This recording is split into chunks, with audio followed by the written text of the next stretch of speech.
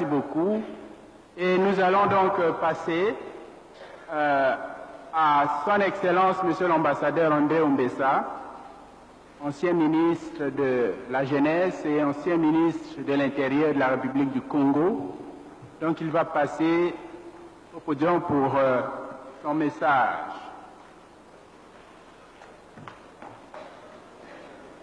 Nous rappelons que l'ambassadeur Ombessa est ambassadeur auprès des pays scandinaves pour le compte de la République du Congo. Excellence, à vous la parole.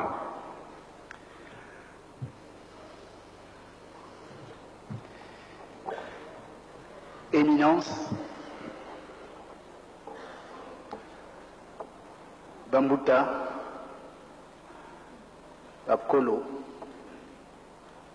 Bamama, Batata, gardien de la tradition qui nous réunit ici,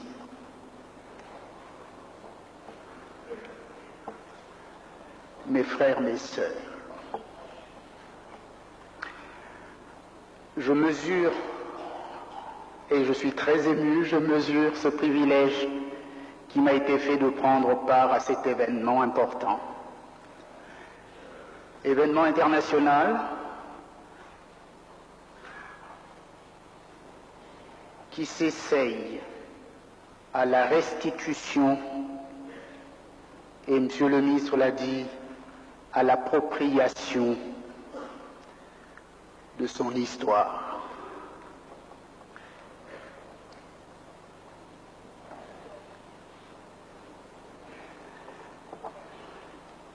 Son histoire à travers l'histoire de Tata Simon Kimbangu. Les historiens disent, et je suis de cette école, un homme, une communauté qui ne sait pas s'arrêter pour lire son histoire ressemble à une roue qui tourne dans le vide, à une toupie.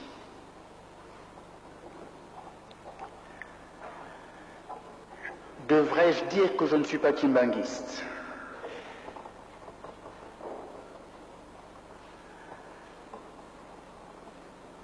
Je dis j'ai rencontré le kimbanguisme. Et ma rencontre avec le kimbanguisme à certains moments que je voudrais ici rappeler. D'abord, jeune ministre, et vous l'avez dit ici tout à l'heure, je suis venu de Brazzaville dans les années 60 pour représenter le président Alphonse Massamba Deba à l'inauguration de l'église de Matete. J'étais le plus jeune ministre de ce gouvernement, j'avais moins de 30 ans.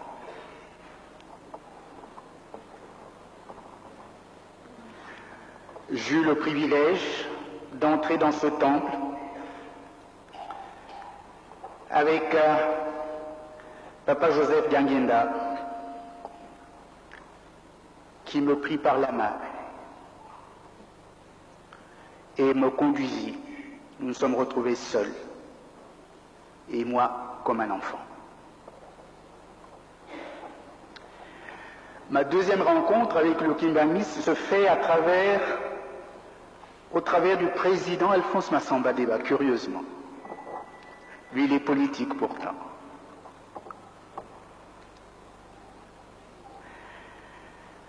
Alors qu'il assure, le président Massamba Deba, alors qu'il assure la direction politique du Congo à un moment de la guerre des idéologies, le Congo-Brazzaville opte, vous le savez, pour le socialisme scientifique.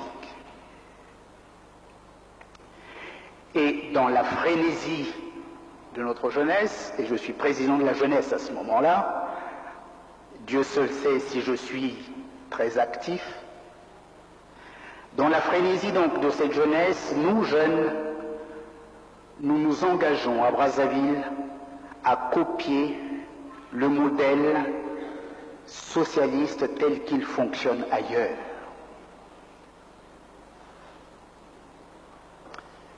nous en avions la ferveur.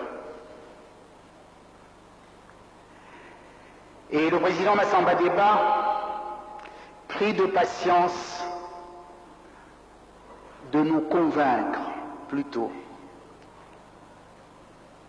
que le socialisme ne pourra se vivre à Brazzaville que s'il devait porter des éléments vitaux de la culture africaine. Lui, il utilisa un mot de la culture bantoue.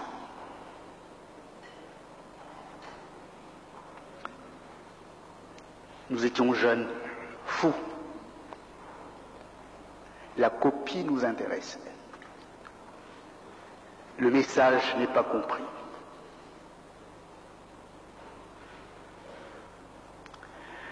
Je le comprendrai, nous ne le comprendrons avec d'autres,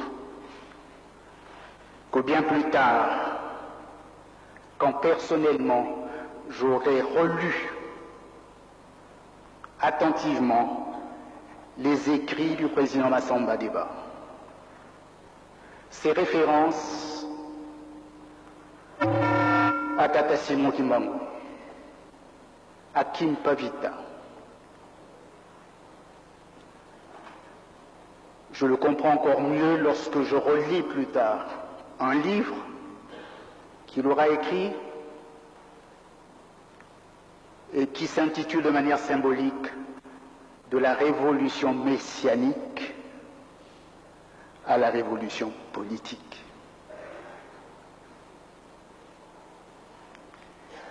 Il était profondément kimbanguiste dans sa révolution politique.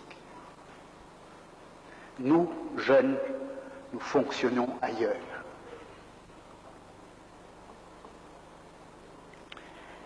La leçon de cette deuxième rencontre est l'identité. L'identité comme un élément de sécurité. Ceux qui n'ont pas d'identité ont peur.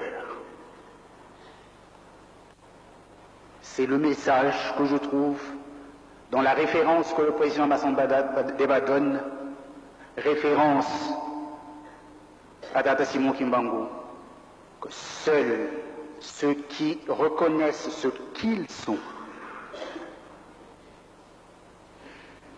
peuvent participer au changement. Et on peut travailler avec eux. Le troisième moment de ma rencontre avec Mbaï, c'est avec Papa Dianguinda, à un moment où un homme, l'homme que j'étais, se posait des questions essentielles. J'avais grandi, pas trop adulte, mais suffisamment. Et je commençais à me poser des questions essentielles de mon existence. Je me retrouve seul, loin de mon milieu culturel, et je regarde le Congo juché presque sur une colline.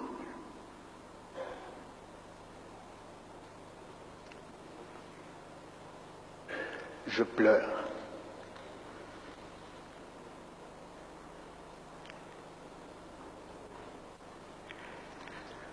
Hasard de l'histoire ou coïncidence du Très-Haut, je rencontre dans cette circonstance Papa Dianguinda sur cette colline où je suis seul, hors d'Afrique. Nous sommes en Suisse.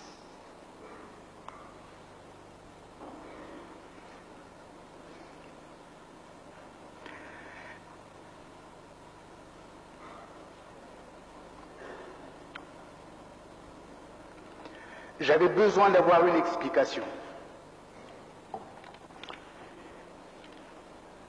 Une explication sur les bouleversements que j'avais vécus, les bouleversements du monde, les bouleversements au niveau de ma société.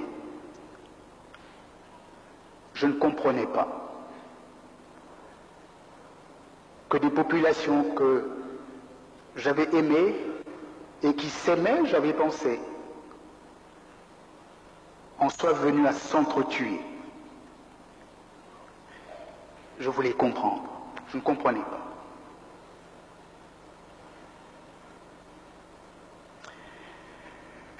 Je voulais donc comprendre les divisions, les luttes,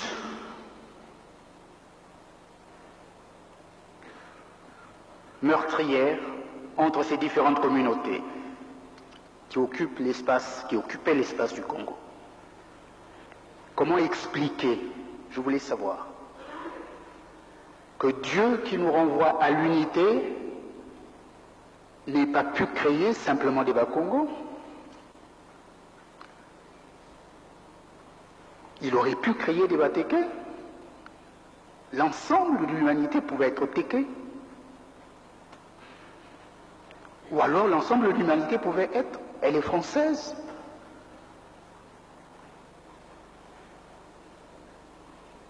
Comment Dieu qui renvoie à l'amour, qui nous demande d'aimer, crée la diversité? Comment il peut créer les Mboshi à côté des Bakongo? Comment?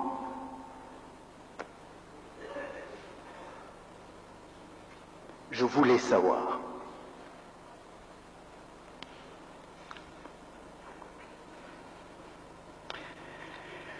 Je le rencontre et je n'avais pas d'explication, je pleure devant lui. Il me regarde. Pendant de longues minutes, il n'a rien à me dire. Il pleure avec moi.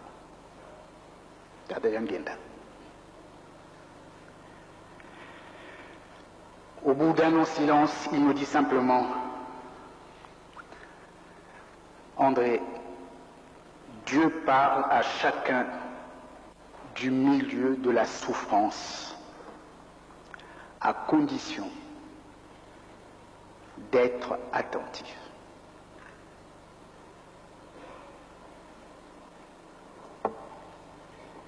Sèche tes larmes.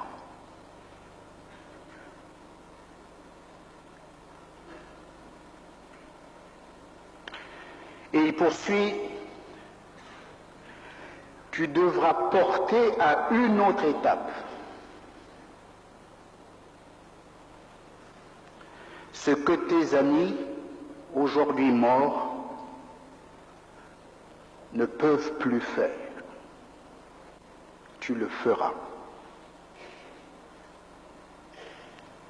C'est le prix de ta vie, ajoute-t-il.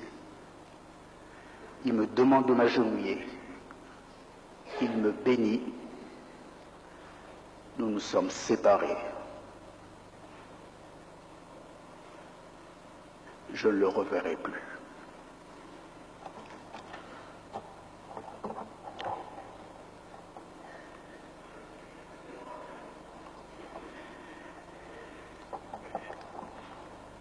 C'est plutôt des éléments de témoignage du kimbanguisme.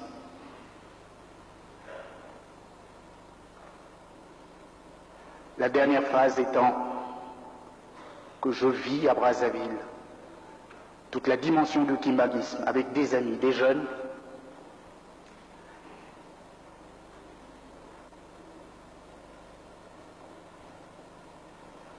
mais aussi des anciens que je viens de retrouver, Tata Samba et bien d'autres, que je voudrais ici remercier du fond de mon cœur.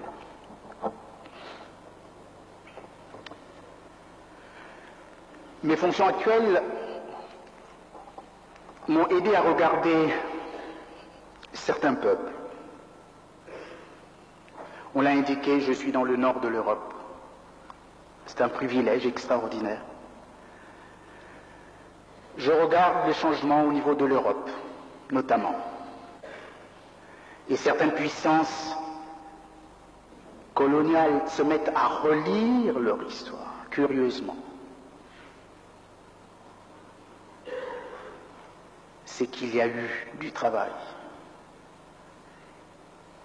Tata Simon est à l'origine, je dis oui. Aujourd'hui, il souffle un vent de relecture de l'histoire par certains peuples. l'humanité presque entière. Et notre sœur qui a parlé hier a montré notamment des repères d'Urban, mais aussi ici en 91, la remise en cause de l'esclavage, la remise en cause du colonialisme, la France est en train de discuter, etc. Et j'ai regardé, et j'ai retenu au moins 3 exemples que je voulais partager rapidement avec vous, avec l'indulgence du corps maître de la présidence. Et ce que nous avions bien retenu, cet instant hautement historique lorsque le Vatican, siège du catholicisme, dont nous avons parlé ici,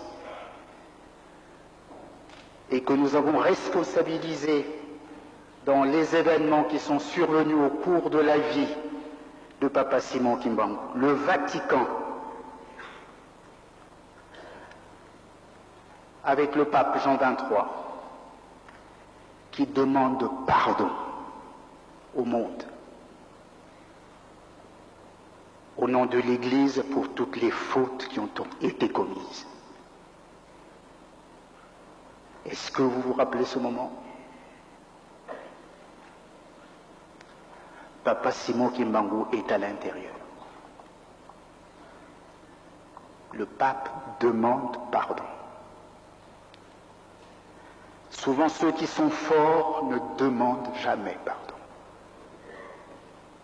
L'Église catholique demande pardon.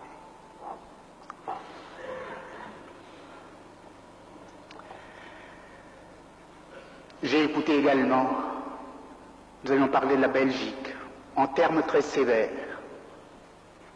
Vous savez ce qui se passe en Belgique actuellement. Je demande à nos chercheurs de faire un saut à Bruxelles et de rentrer au musée de Bruxelles. La Belgique relit son histoire aujourd'hui.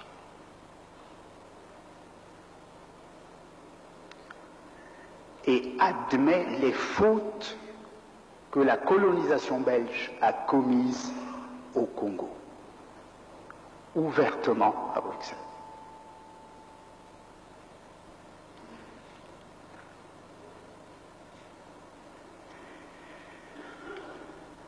Nous devions féliciter la Belgique de cet effort d'aller avec l'histoire.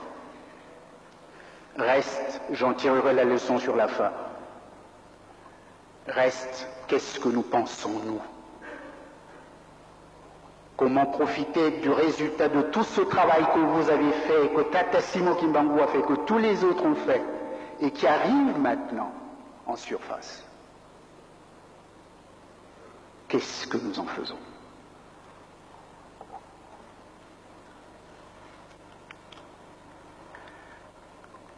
Dans les pays où j'assure la responsabilité, c'est-à-dire les pays du nord de l'Europe, la Suède, la Norvège, la Finlande et le Danemark, ces pays viennent de commencer en décembre, le 26 novembre dernier, une exposition qui va durer pendant 2 ans. Il donne un titre à cette exposition sur les traces du Congo. Ce n'est pas connu ici. Sur les traces du Congo. Certainement ma traduction n'est pas bonne, mais on peut aussi comprendre, ou alors sur les pistes du Congo, ou à travers les pistes du Congo. 150 ans de célébration par ces pays de leur rencontre avec le Congo. Sur tous les plans. Et eux-mêmes se découvrent. Ils ont découvert, je prends le cas des Suédois puisque ça a commencé là-bas, ils ont découvert qu'ils étaient des marins sur le fleuve. Ils ont découvert et ils acceptent qu'ils ont été des instruments de la politique du roi Léopold dont nous avions dénoncé ici. Ils reconnaissent les aspects de la mission dont nous parlions, leur peur face à la mission catholique et à la Belgique et à la France qui sont dominantes ici dans la zone. Ils n'ont pas pu agir comme ils voulaient. Ils peuvent le dire maintenant. Il serait intéressant que nos chercheurs prennent le temps d'y aller et qu'au cours de cette conférence, au moins, une résolution soit prise pour pouvoir partager cette expérience avec ces pays nordiques. Et la population est surprise en grande partie. Parce que lorsque les militaires suédois sont arrivés, ou les militaires danois, ou les marins norvégiens, la population n'était pas consultée. Aujourd'hui, ils découvrent.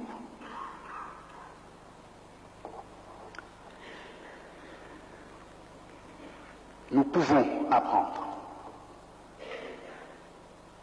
Il y a des voies qui s'ouvrent. De m'être enrichi ici des témoignages donnés en ce lieu et puis convaincu, plus que je ne l'étais avant, de la dimension charismatique, plurielle de Papa Simon Kimbangu. Il y a quand même une image qui me hantait tout le temps que les années sont passées pour parler.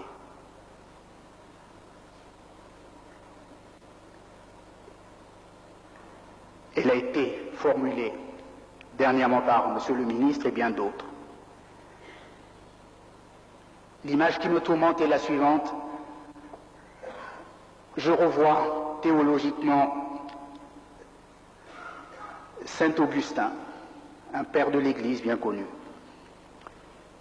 qui un jour va visiter les communautés chrétiennes qui sont installées en Afrique du Nord. Terre vierge. Il arrive, il trouve ces chrétiens dans la boue, sale, sans nourriture, presque nus.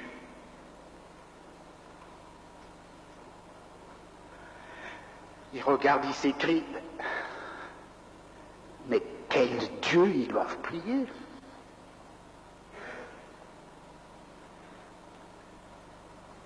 Quel Dieu ils doivent prier? Ça c'est eux. Alors leur Dieu est comment?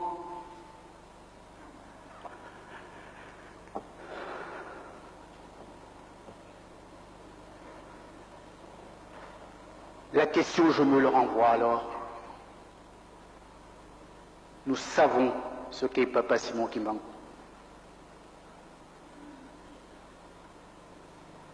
Lui, il est parti. Et voici les kimbanguistes.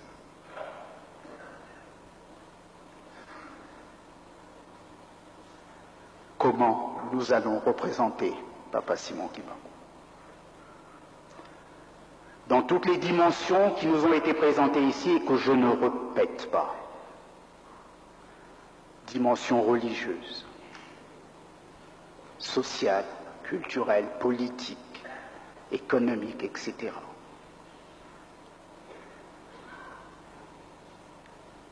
Lorsqu'on vient nous regarder, là, on dira, vous êtes disciple de Simon Kimbangu? Vous êtes sales. Nous sommes sales.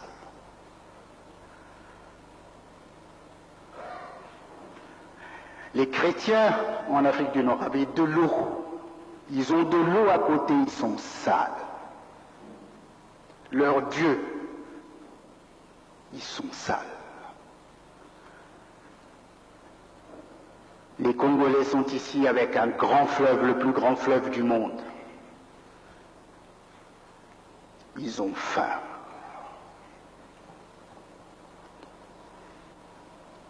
vous êtes sale. Représentant de Tata Simon Kimbangu, qui se bat, et vous l'aviez dit ici, pour l'identité noire. Oui, quels sont les éléments de votre identité noire?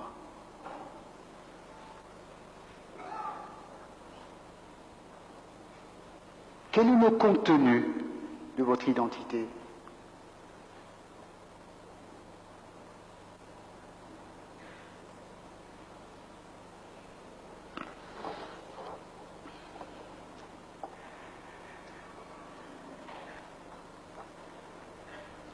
Je termine en marquant simplement 2 points sur mon questionnement.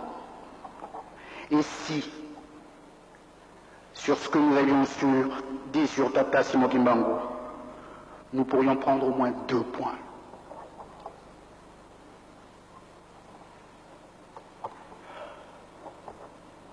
Le premier,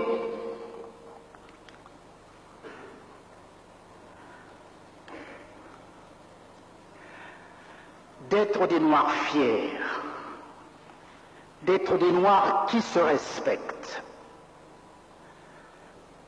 mais des Noirs qui acceptent les autres races. Sinon, nous ne serions pas différents. Des Noirs qui n'auront pas peur des Blancs, qui n'auront pas de la haine contre eux, contre les jaunes et contre les rouges.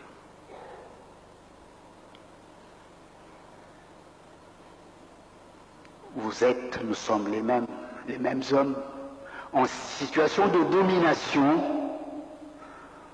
Nous ferons la même chose que ce que les pays coloniaux ont pu faire. Où se trouvent nos repères?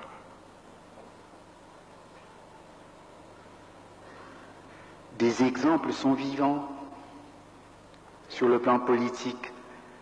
L'Amérique domine aujourd'hui. D'autres puissances sont en train de naître. La Chine, déjà, on le voit. L'Inde, on le voit. Si les Chinois remplacent les Américains, quelle attitude ils vont avoir?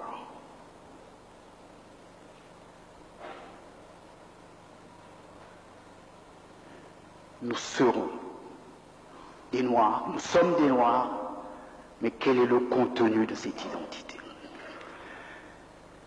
Deuxième interdit au niveau de cette identité,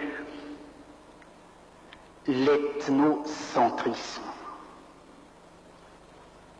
qui est une situation, et c'est celle-là qui m'a fait pleurer et qui m'a fait rencontrer à Genève, comme je vous l'ai dit, Papa Diangenda. La paix dans un contexte de fragilité, l'Église kimbanguiste qui puise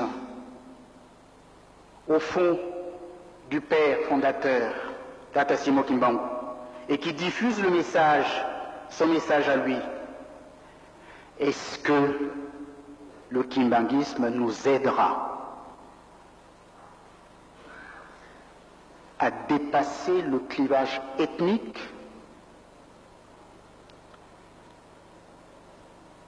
Je dis merci pour ce que j'ai vu déjà sur place, au Congo. L'Église n'est pas une église de Bas-Congo. Elle avance sur la partie nord du pays. Ça ne veut pas dire qu'il y a des victoires, notamment de cette espèce d'ethnocisme dont je parle. Mais je rends témoignage, simplement. Peut-être Kinshasa a une autre chance, ce problème vous l'avez un peu plus dépassé que ceux qui sont en face. J'en sais rien. Mais le clivage ethnique qui devra dépasser, justement, l'ethnocisme, et qui pourra donc créer des conditions favorables, des conditions endogènes, qui s'appuie sur une culture qui respecte toute la différence. J'ai entendu ici que Tata Simon Kimbangu n'a pas dit aux autres qu'il était supérieur. Il a refusé certaines choses lorsqu'on lui a demandé de le faire et que ça ne correspondait pas au canon qu'il avait dans la tête. Il a simplement refusé. Est-ce que vous pouvez refuser certaines choses? Est-ce que nous pouvons, puisque nous prenons pacte ici, au cours de ce forum, que nous lutterons pour l'identité noire, quel contenu vous voulez donner? Tata Simon Kimbangu respecte la culture des autres. Il est Bakongo par hasard.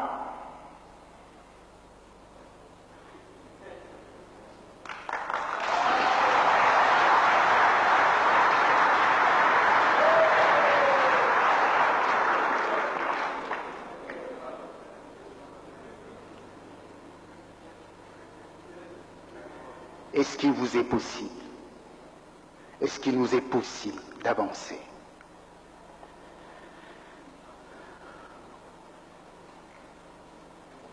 C'est seulement lorsque nous nous dépassons que nous pourrions résoudre les problèmes auxquels nous pourrions nous attacher, que nous pourrions aborder les défis qui se présentent à nous actuellement. Et c'est le dernier élément que j'aborderai. Les sociologues disent qu'une culture n'est pas immuable. Nous sommes en train de renvoyer à une culture de Tata Simon Kimbangu, comme si nous l'avions prise. Est-ce que vous pouvez m'assurer que vous avez pris sa culture? Quels sont les éléments que vous avez?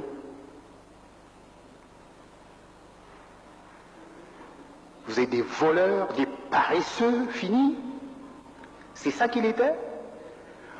Aujourd'hui, vos enfants ont tendance plutôt à l'enrichissement illicite. Ce ne sont pas vos enfants? Vous parlez de quelle culture?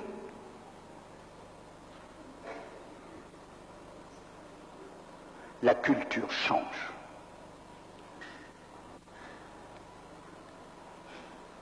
Alors, quels sont les éléments de la nouvelle culture qui est la nôtre et qui nous porteront dans cette identité que nous adoptons aujourd'hui?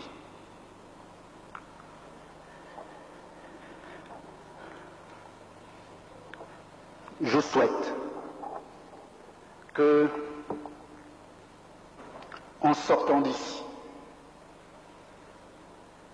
notre conscience de la responsabilité et de la représentativité du noir fasse un pas de plus, mais que comme tel, nous voulons participer au changement du monde. Et Monsieur le ministre l'a dit tout à l'heure, si vous n'adoptez pas, si vous ne savez pas lire le temps, c'est-à-dire, nous sommes en saison de pluie, ce qu'il nous faut, ce sont des imperméables.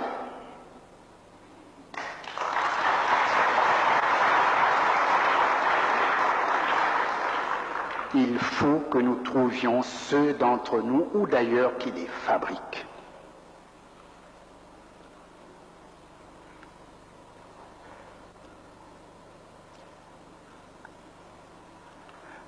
Nous ne sommes même pas troublés par les changements du monde, même technologiques. Même quand nous croyons en Dieu, personne ne s'est interrogé comment expliquer qu'on peut téléphoner aujourd'hui. On n'utilise pas le tam-tam. Ça ne paraît pas comme un miracle pour nous. Je suis à Brazzaville, ma fille me téléphone de Stockholm. C'est le travail. Ça, Tata Simon vous le demande. À vos enfants.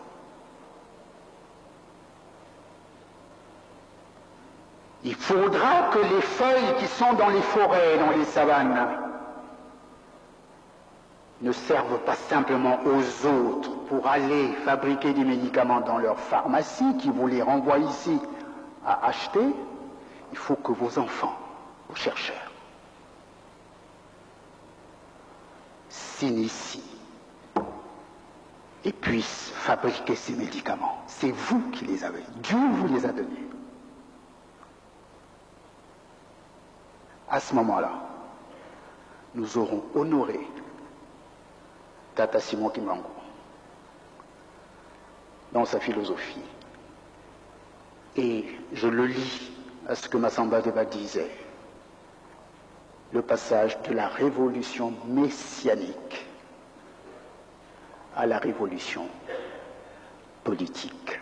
Je vous souhaite bon succès.